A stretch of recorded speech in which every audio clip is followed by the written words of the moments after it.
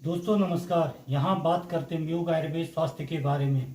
किस प्रकार से अपने आहार विहार को ठीक रखकर संतुलित रखकर रोग मुक्त रहा जाए, सुखमय जीवन जिया जाए। मैं डॉक्टर मनमोहन लखेड़ा। दोस्तों आज हमारे पास एक बार पुनः डॉक्टर राधा वल्लभ सती जी मौजूद है, जो आपको हृदय रोगों के कारण और बचाव के बारे में बात करेंगे। वर्तमान समय में हम देखते हैं कि हृदय के रोग बहुत अधिक मात्रा में मनुष्यों में देखने को आ रहे हैं। आज हम हृदय रोग क्यों पैदा होते हैं और इसमें हमें क्या सावधानियां बरतनी है कि जिससे हृदय रोग न उत्पन्न हो सके, इस पे वार्ता करेंगे। हृदय रोगों के बारे में हमारे आयुर्वेद चिकित्सा शास्त्र में 5 प्रकार के बताए हैं, जिसमें वातिक हृदय रोग, पैत्तिक हृदय रोग, श्लेष्मिक हृदय रोग, कृमिज हृदय रोग और 5वां सन्निपातिक हृदय रोग बताए गए हैं। हृदय रोगों के जो निदान हमारे यहाँ बताए हैं वो है अत्यधिक व्यायाम करना, अत्यधिक तीक्ष्ण आहार विहार का सेवन करना,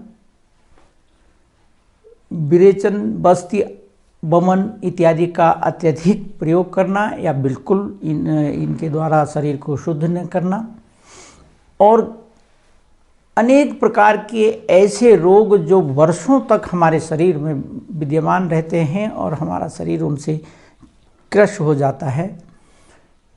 हमारे आयुर्वेद में बताए गए हैं कि कुछ ऐसे वेग हैं जिनका धारण नहीं करना चाहिए, जैसे मल के वेग है, मूत्र के वेग हैं, छींक के वेग है। इनको धारण नहीं करना चाहिए, लेकिन अक्सर हम इनको धारण करते हैं। इनसे आम दोष से और शरीर के अन्य रूक्ष आहार विहार से कृश हो जाने से तथा शरीर में आघात इत्यादि लगने से हृदय रोगों की उत्पत्ति होती है। इसके अलावा ये तो जो कुछ हमने बताए ये तो हुए शारीरिक कारण।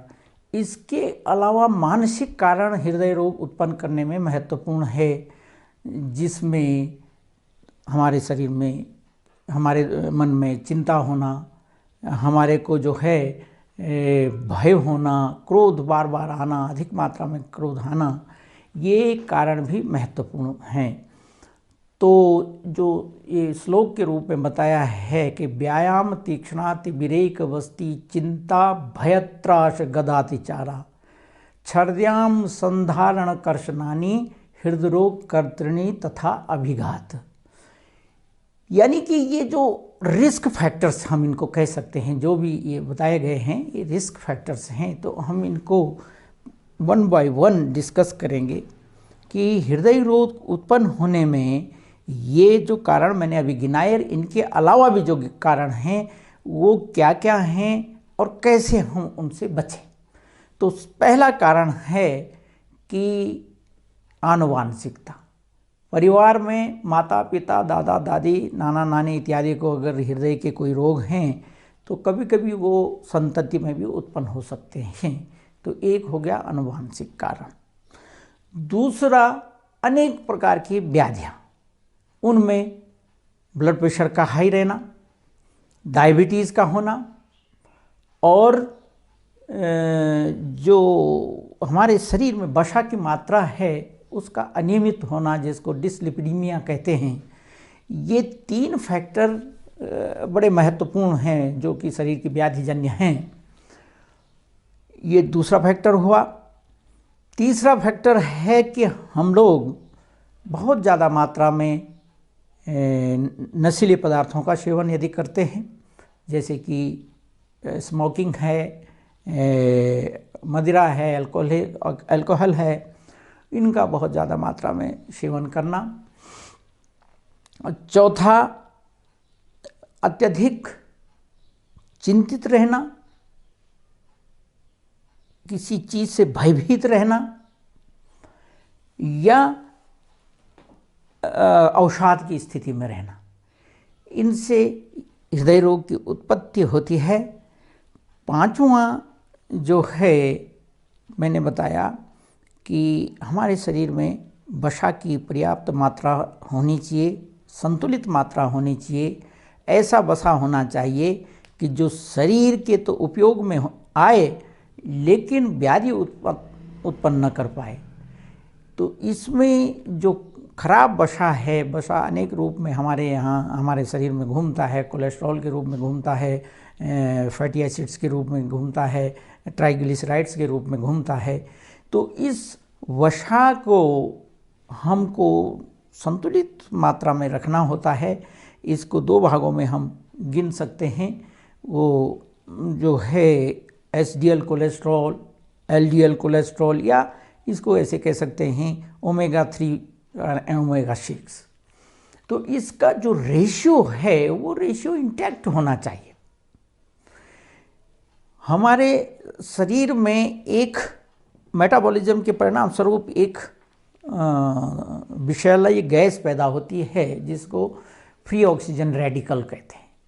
ये फ्री ऑक्सीजन रेडिकल हमारे शरीर में उत्पन्न तो होता है पर शरीर से बाहर निकल जाना चाहिए, और यदि ये शरीर में बना रहता है तो यही फ्री ऑक्सीजन रेडिकल ही उत्तरदायी है कि जो वसा को धमनियों में जमा करके और धमनियों में काठिन्यता उत्पन्न करता है, जिसको हम एथेरोस्क्लेरोसिस कहते हैं। विशेष रूप के जो हृदय की दो धमनियां हैं, बाम और दक्षिण, left and right coronary arteries, तो अगर इनमें काठिन्यता उत्पन्न हो गई, काठिन्यता उत्पन्न होने के साथ साथ इसका अवकाश भी घट जाता है, ल्यूमेन नैरो हो जाता है, जिससे हृदय को रक्त की मात्रा पर्याप्त मात्रा में नहीं मिल पाती है। तो हमारे शरीर से जो है एक तो वसा संतुलित मात्रा में रहे, ये हमें प्रयास करना चाहिए। हमें ये देखना चाहिए कि हमारे जो खाने पीने हैं, जो डेली हम लोग खाते पीते हैं, उसमें ओमेगा 6 कितना है फैट और ओमेगा 3 कितना है, इसको डाइटिस्ट के माध्यम से हम लोग जान सकते हैं। और साथ ही साथ जो हमारे शरीर में फ्री ऑक्सीजन रेडिकल पैदा हो रहा है, उस फ्री ऑक्सीजन रेडिकल को शरीर से बाहर निकलते रहना चाहिए।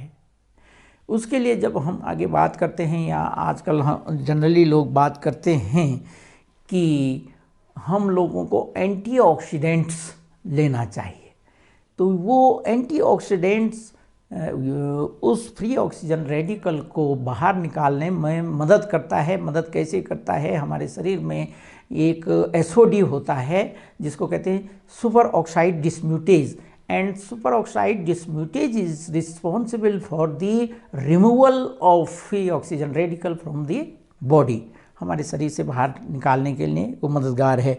तो जो कुछ भी हम लोग सेवन करते हैं एंटीऑक्सीडेंट्स के रूप में, वो एंटीऑक्सीडेंट्स जो होते हैं वो एसओडी के क्रिया को बढ़ाते हैं, उसके कार्य करने की क्षमता को बढ़ाते हैं, और उसके द्वारा जो है फ्री ऑक्सीजन रेडिकल बाहर कर दिया जाता है। यदि फ्री ऑक्सीजन रेडिकल हमारे शरीर में ज़्यादा देर तक रह जाता है तो वो फैट को मेटाबोलाइज करके धमनियों में की वॉल्स में, आर्टरीज की वॉल्स में मेटाबोलाइज करके और धमनी काठिन्यता उत्पन्न कर देगा, तो वो भी, उससे भी हृदय रोग उत्पन्न होते हैं।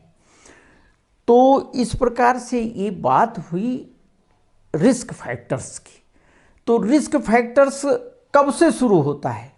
जब से हम चेतन होते हैं। हम 20 साल 15 साल से 20 साल की उम्र में चैतन्य हमें आ जाता है, और वहीं से हमें अपने खान पान को, अपने जो है आहार विहार को सुधार देना चाहिए।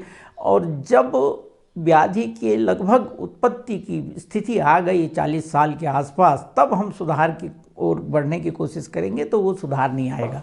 हमें सुधार करना होगा 20 साल से। हमें संतुलित भोजन करना पड़ेगा। हमें देखना पड़ेगा कि हमारे भोजन में हमें कौन सी चीज़ हमारे शरीर के लिए उपयोगी है और कौन सी चीज़ केवल हमारे जिह्वा के लिए जो है आनंददायक है। तो जिह्वा को जो भी भोजन आनंद देता है वो शरीर में ज़रूर कष्टकारी होता है। इसलिए हमें ये देखना होगा कि 20 साल की उम्र से ही और उससे पहले से ही हमें वही खाद्य पदार्थ खाने पीने पड़ेंगे जो कि शरीर के लिए उपयोगी हैं।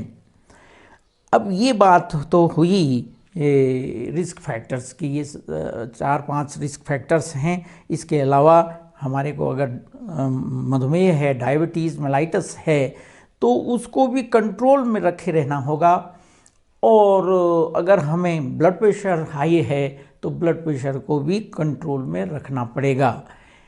इसके और अंत में जो महत्वपूर्ण है आज की परिस्थितियों में, एक रिस्क फैक्टर और रह गया कि हमारी व्यायाम न करने की प्रवृत्ति। हमें प्रतिदिन नियमित रूप से कुछ न कुछ मात्रा में व्यायाम करना चाहिए, और अगर हम व्यायाम नहीं करते हैं तो उसके कारण से भी हृदय रोग उत्पन्न होते हैं। अब आगे बात करेंगे कि हृदय रोगों का कि कैसे पता चलेगा और कैसे हम उसका निदान करेंगे। हृदय रोगों में जैसे हमने बताया कि वातिक हृदय रोग है, तो वातिक हृदय रोग के अंतर्गत हम ले सकते हैं कि एंजाइना है, मायोकार्डियल इन्फार्क्शन है और कार्डियक एरिथमिया है। ये सब हम इसके अंदर ले सकते हैं। पित्तज हृदय रोग में जितने भी जो है इन्फेक्टिव कार्डाइटिस है, मायोकार्डाइटिस है, एंडोकार्डाइटिस है, ये सब हम पित्तज हृदय रोग के अंदर ले सकते हैं। और जितने भी हार्ट मसल्स के रोग हैं, मायोपैथीज़, उनको हम कफज हृदय रोग के अंतर्गत ले लेते हैं। इन सब का एक साथ अगर किसी को सभी बीमारियां हो रही हो तो उसको सन्निपातिक हृदय रोग के लिए में सम्मिलित कर सकते हैं। एक क्रेविज हृदय रोग और वर्णन किया है जिसमें बहुत अभी स्पष्ट करना संभव नहीं होगा। तो इनमें हम कौन कौन से साधारण से टेस्ट हैं जिसके कारण से, जिसके आधार पर हम थोड़ा सा ये निश्चित कर सकते हैं, निर्धारित कर सकते हैं कि हृदय रोग है। सबसे पहले तो हमारी नाड़ी की गति नियमित होना जरूरी है और 70 से 80 प्रति मिनट होना जरूरी है। इससे अधिक है, इससे कम है या अनियमित है तो हमें समझना चाहिए कि हमारे हार्ट में हमारा जो स्पंदन प्रक्रिया है, हार्ट की रिदमिक कैपेबिलिटी है, उसमें कहीं ना कहीं डिस्टरबेंस है। दूसरा, हमारे शरीर में, हमारे वक्ष में शूल की उत्पत्ति होना। तो पहले तो जैसे एंजाइना होता है, तो एंजाइना में क्या होता है कि 3 लक्षणों की उत्पत्ति हो सकती है। किसी को सांस लेने में कठिनाई हो सकती है, किसी को वेदना हो सकती है, पेन हो सकता है, या किसी को चक्कर इत्यादि आ सकते हैं। तो हमने इसको, अगर ये बार बार हो रहा है, कभी अचानक कैसे ही हो गया तो उस पर ज़्यादा हमने परेशान नहीं होना चाहिए, लेकिन बार बार ऐसा हो रहा है तो हमें अपना चेकअप जरूर करना चाहिए और उससे पता लगाना चाहिए कि कहीं हमें हृदय रोग तो उत्पन्न नहीं हो रहे हैं। पेन अगर होता है, शूल अगर होता है तो वो कहाँ से शुरू हो सकता है? हमारे जो शीना है उसके मध्य से शुरू हो सकता है, वहाँ से हमारे ग्रीवा की तरफ, नेक की तरफ को वो जा सकता है, वहाँ से हमारे बाएं हाथ की तरफ को वो जा सकता है और कभी कभी दाएं में भी जा सकता है। लेकिन हमारी जो दाहिनी धमनी है, दाहिनी हार्दिक धमनी है, राइट कोरोनरी आर्टरी है, अगर उसकी विकृति के कारण से शूल हो रहा है तो वो कभी कभी पेट की तरफ को जाता है, तो हमें ये भी देखना है। उसके अलावा श्वासकृशता माने डिस्निया हो रहा है, किस समय डिस्निया हो रहा है? जब हम श्रम कर रहे हैं उस समय हो रहा है या बिना श्रम के ही हो रहा है? ये भी, अगर ये बार बार ऐसा हो रहा है तो हमें उसको ओवरलुक नहीं करके और अपनी जांच करनी चाहिए।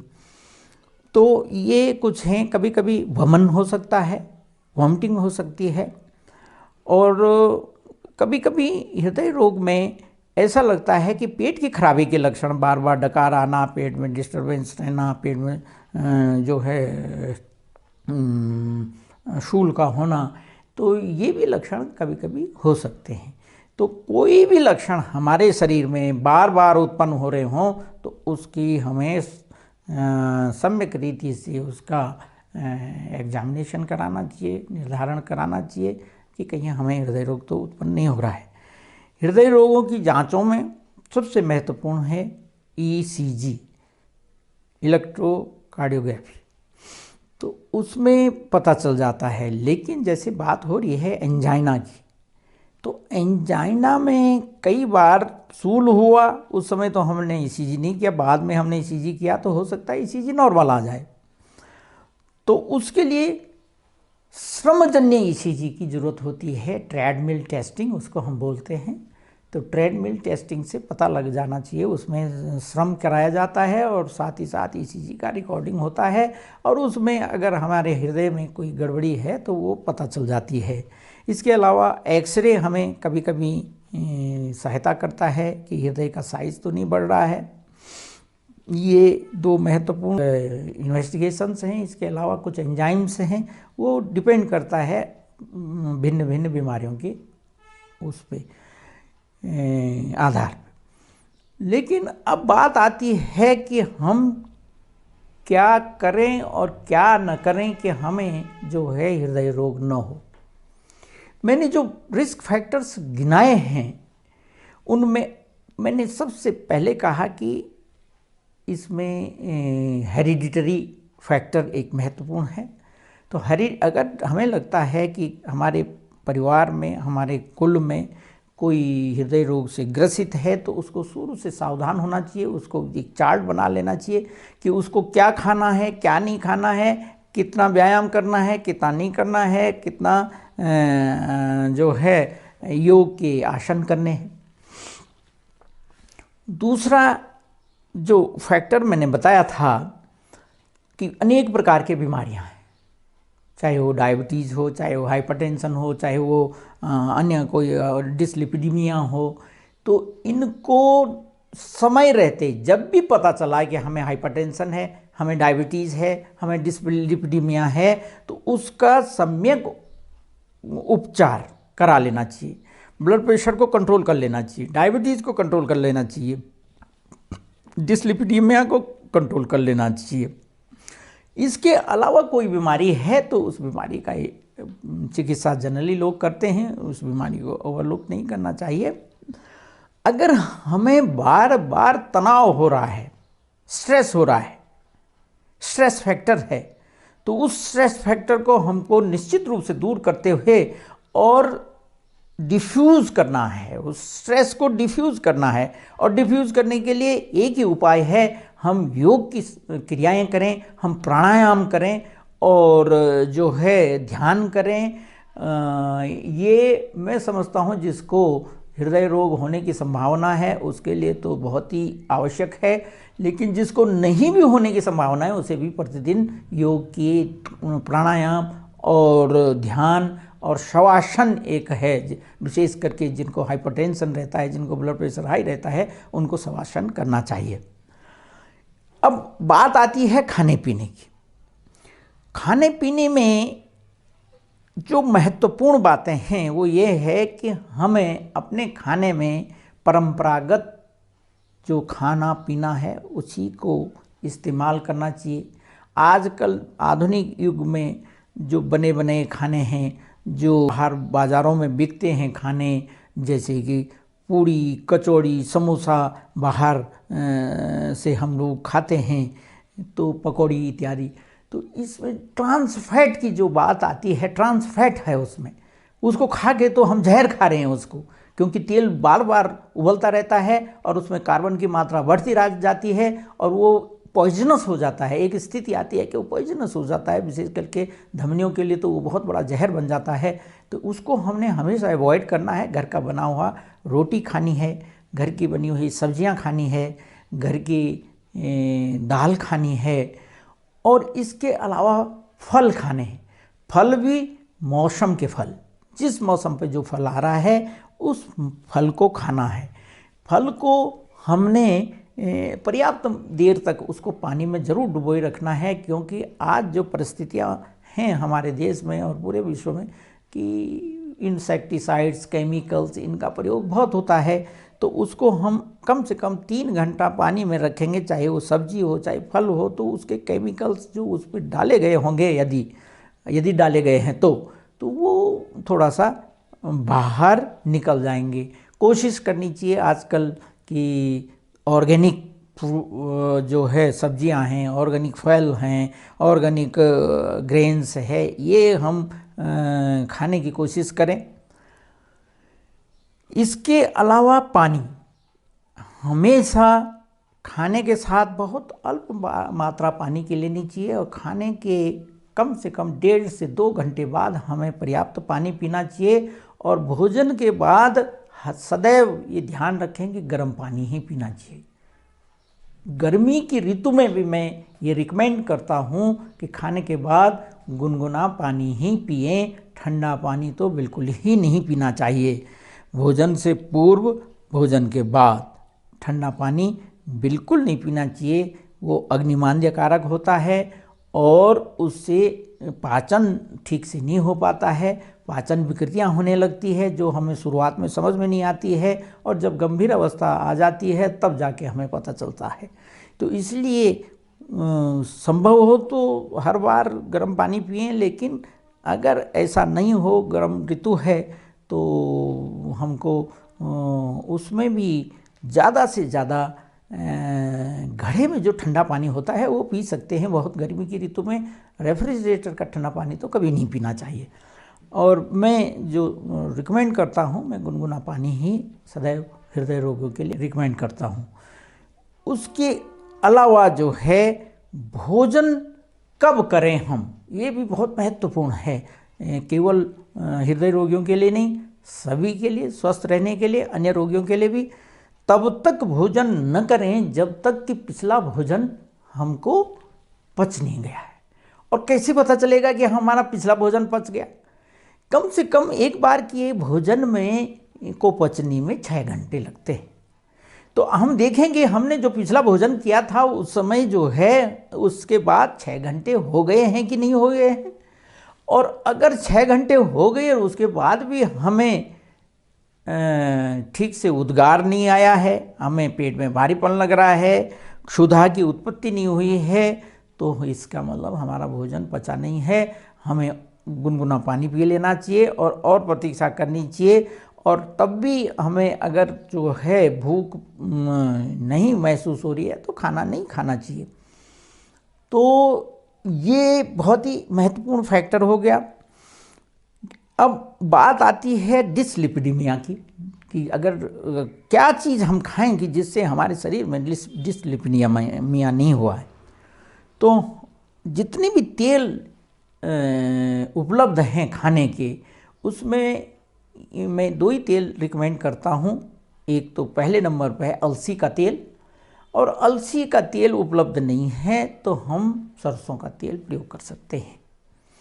इसके साथ साथ हम गाय का बिल्कुल जो A2 दूध है, उस जो गाय का A2 दूध आता है उस गाय का घी भी हम ले सकते हैं। जो हमारी भारतीय गायें हैं जिनका जुन्न होता है उनका A2 दूध होता है, उनका घी हम खा सकते हैं। ये ध्यान रखना है कि दिन भर में हमने अगर 1 चम्मच घी खाया है उस गाय का, तो 2 चम्मच तेल हम खा लेंगे तो हमारा जो शरीर की वसा है उसका जो रेशियो है वो बहुत अच्छा रहेगा, इंटैक्ट रहेगा और हमारा डिसलिपिडीमिया नहीं होगा।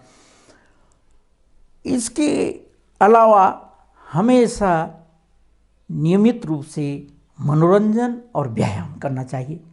अगर हम नियमित मनोरंजन करेंगे, नियमित रूप से व्यायाम करेंगे, तो हम जो है स्ट्रेस से भी बाहर आ जाएंगे और हमारा शरीर स्वस्थ रहेगा। एंटीऑक्सीडेंट्स के नाम पे बाजार में अनेक प्रोडक्ट्स आते हैं। हमको क्या चीज़ है कि जिसको हम एंटीऑक्सीडेंट्स के रूप में प्रयोग करें? मौसम के बिल्कुल ताज़े फल जो कि कोल्ड स्टोरेज में नहीं रखे गए हैं, ये एंटीऑक्सीडेंट का काम करते हैं। आंवला, जिस सीजन पे आंवला आता है वो एंटीऑक्सीडेंट का काम करता है। इसके अलावा ताज़ी सब्जियां भी एंटीऑक्सीडेंट का काम करती है। हमें जो मेडिकल प्रोडक्ट्स हैं कि इसमें एंटीऑक्सीडेंट्स हैं उस पर बहुत ज़्यादा नहीं जाना चाहिए। उसमें जब हमको ये उपलब्ध न हो कि हाँ हमें ताज़े फल नहीं मिल रहे हैं, हमें ताज़ी फलियाँ सब्जियाँ नहीं मिल रही हैं, तब जा कर के हम उसमें जाएं। ऐसा नहीं, अगर हमें हर सीज़न पे ताज़े फल उपलब्ध हो रहे हैं, हमें हर सीज़न पे ताज़ी सब्जियां, हरी सब्जियां उपलब्ध हो रही हैं, तो हमें कोई मेडिकल प्रोडक्ट की एंटीऑक्सीडेंट के रूप में लेने की ज़रूरत नहीं है। लेकिन अगर ये नहीं हो पा रहा हो, ऐसा बाध्यकारी हो कि हमें महीनों जो रेफ्रिजरेटर में रख करके तब फल मिल रहे हैं, सब्जियां मिल रही हैं, उस स्थिति में जो एंटीऑक्सीडेंट नाम से जो बाज़ार से प्रोडक्ट्स आते हैं उनकी प्रयोग करना चाहिए।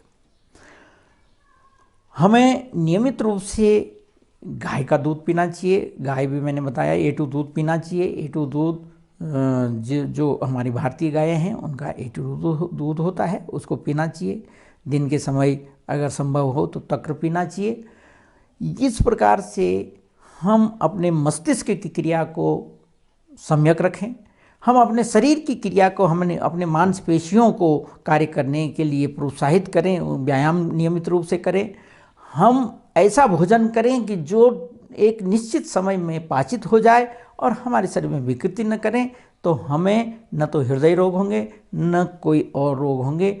आज धन्यवाद।